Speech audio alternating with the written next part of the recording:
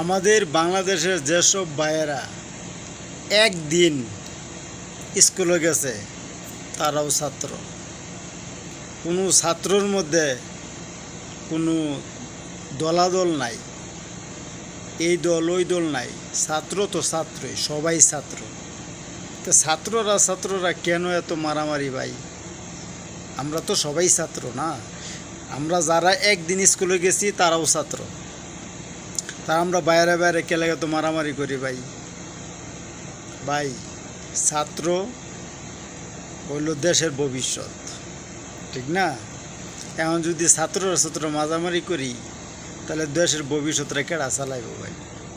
সরকার 5 বছর 10 বছর 15 বছর পরে ফাইলটা যাইব, কিন্তু ছাত্র সারা জীবন বাংলাদেশের ছাত্রই থেকে যাইব। ছাত্র কোনো সময় ওই চেঞ্জ হইতো না।